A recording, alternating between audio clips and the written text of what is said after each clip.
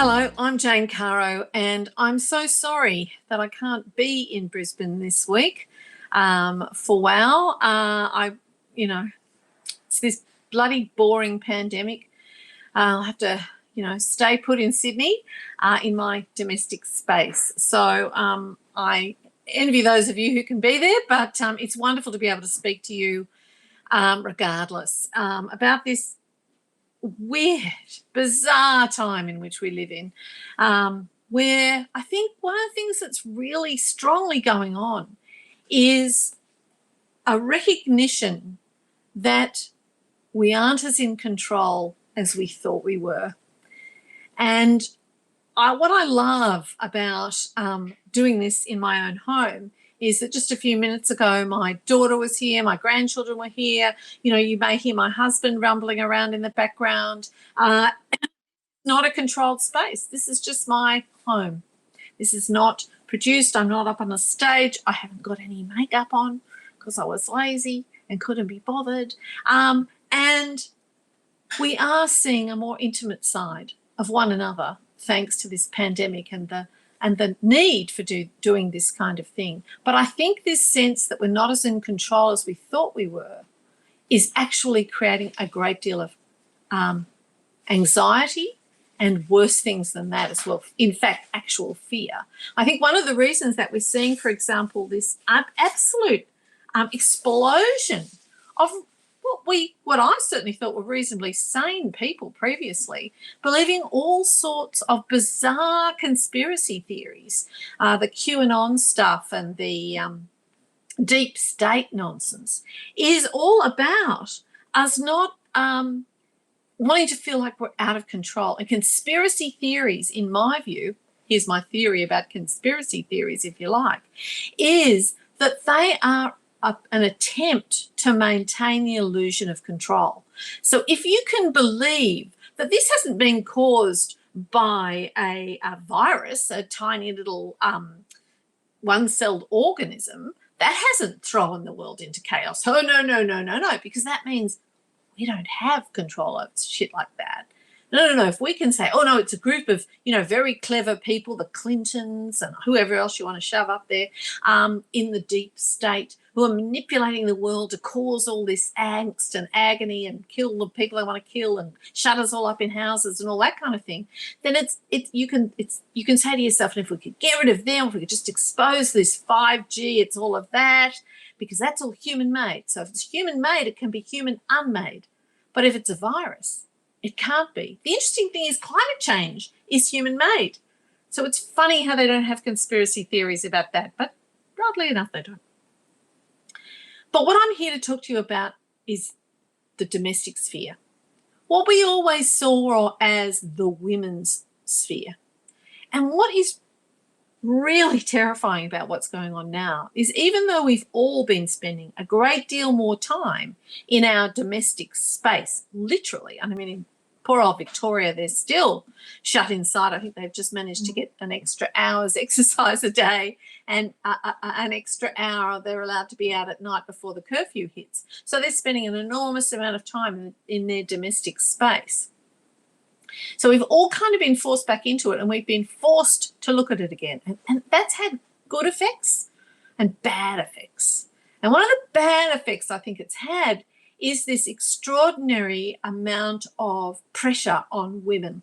Because in a way, still, despite all the efforts of feminism, we still see the domestic space as quintessentially a female space and a female responsibility. If we've got kids at school, it's been their mother's job to make sure that they're doing the work they need to do at home, the kids.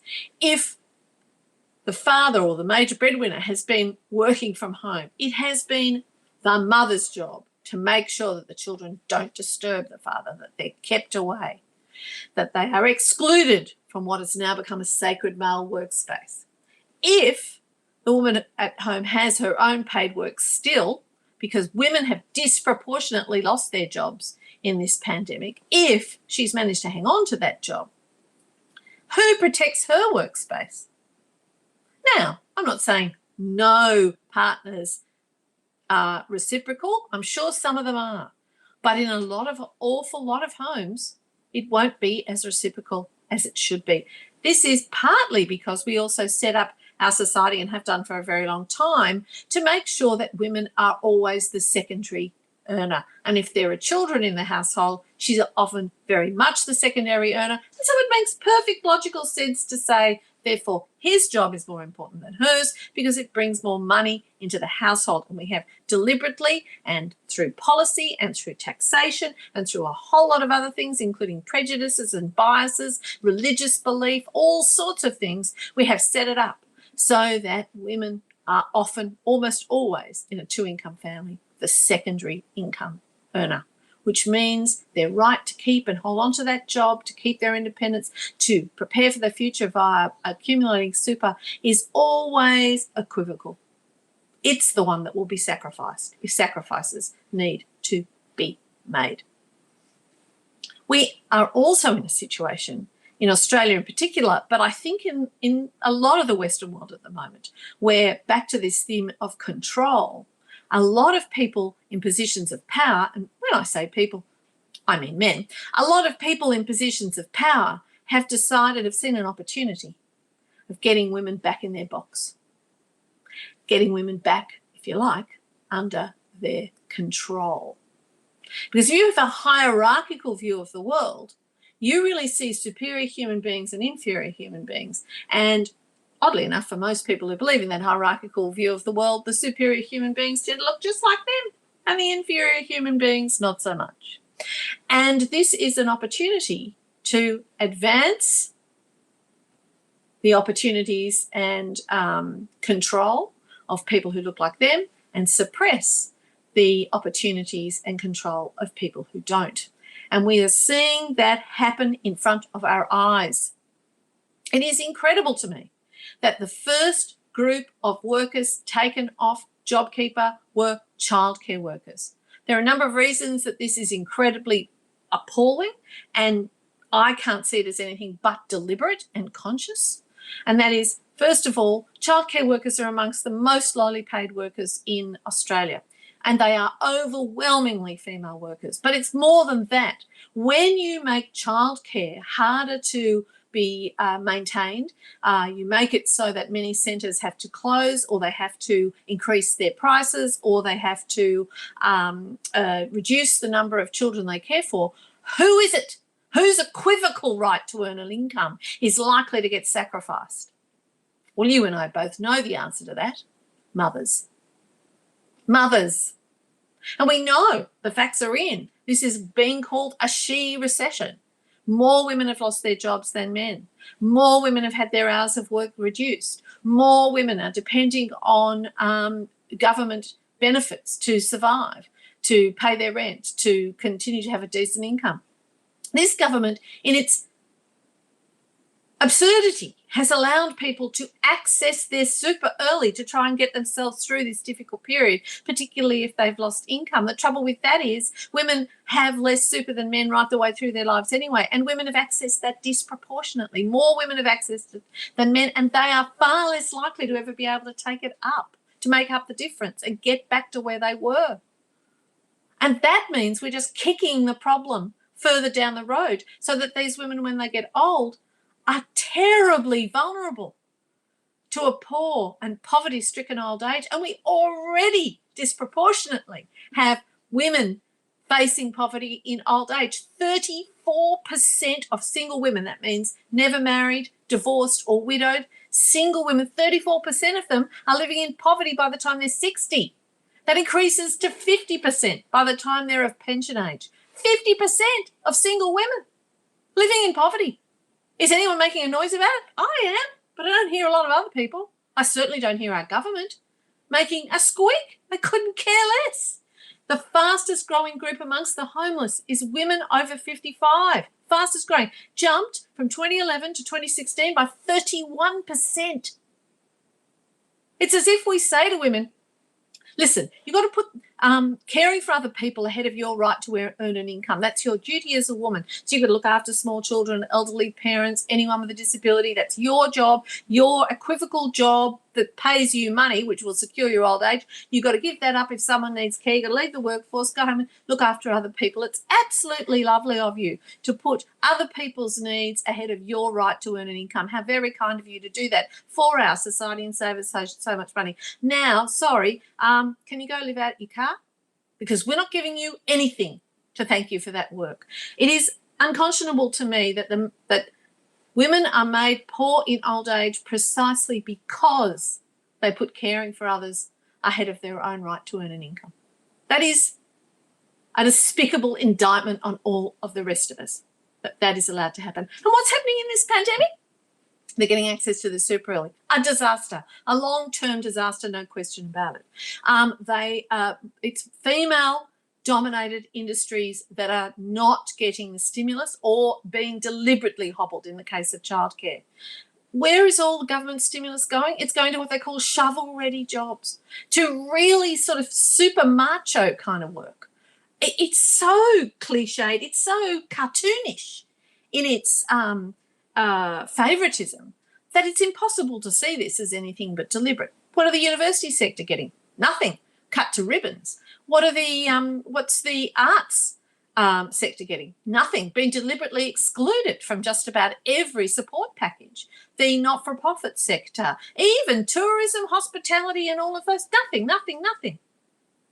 All of these are female-dominated industries. Australia has one of the most gender-segregated workforces in the world. 60% of us work in an industry that is dominated by one gender or the other. And this will shock you, not.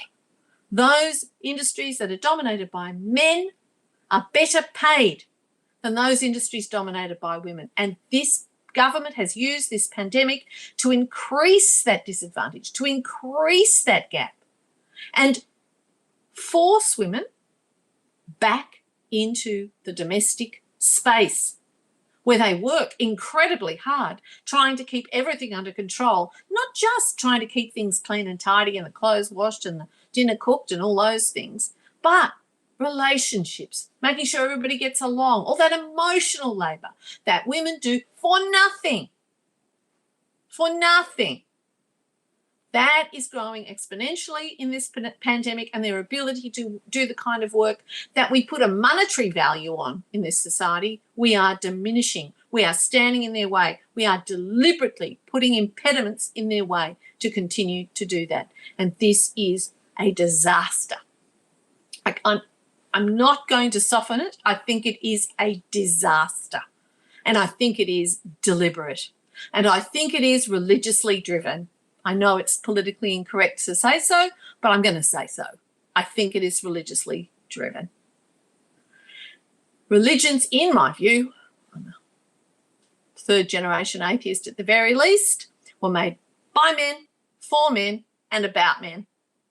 And that's what's happening right now. We are seeing other things happening in the domestic space that I think we have to talk about loud and clear. And fortunately, I am hearing a lot of women trying to draw attention to this, and that is the increase of domestic violence and domestic abuse and control. Of course, when women and children are 24/7 with their abuser, that is bound to be a very difficult position for them to find themselves in. And it's not helped by our government making platitudinous statements, because unless you give those women access to an income so that they can leave abusive relationships, they are stuck.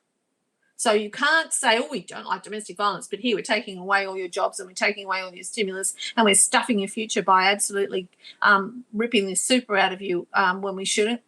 You can't do that and expect women to be able to leave abusive relationships. The two go hand in hand. You have to have financial independence to be able to tell someone who's being nasty to you that they can fuck off.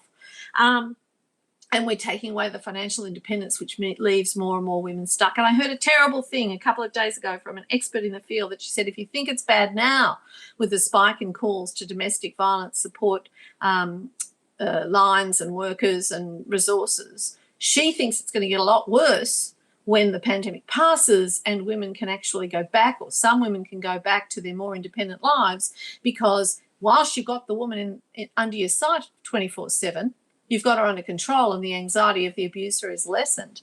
Once they can go back out into the world, the anxiety goes up. She was warning of an exponential increase in domestic violence when things sort of go back to normal. I don't think they're ever going to go back to the old normal, that's for sure.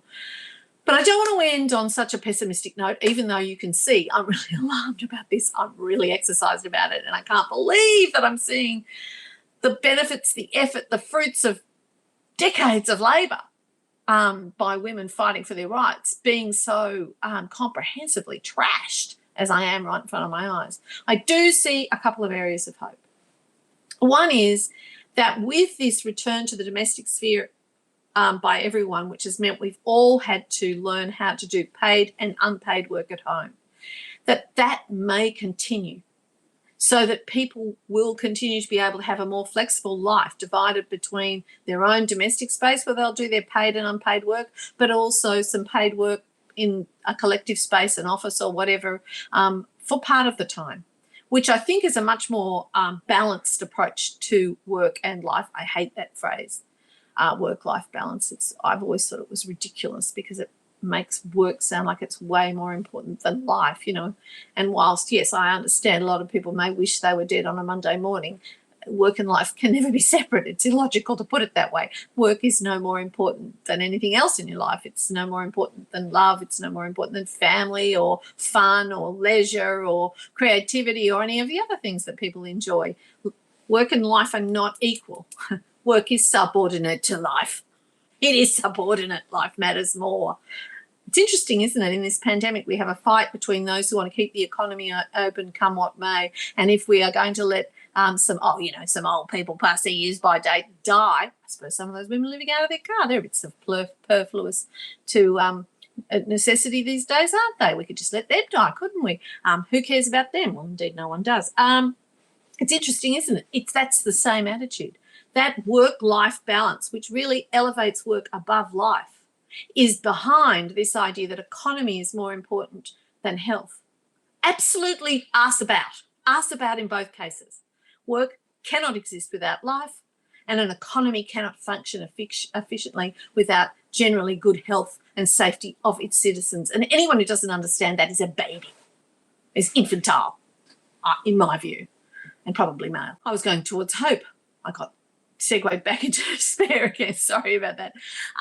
But I do think we may see a situation where, as we do more of our work from the domestics, more of our paid work from the domestic space, as well as our unpaid work, first of all, there may be more actual sharing of those two roles. And also we may have a much saner kind of life.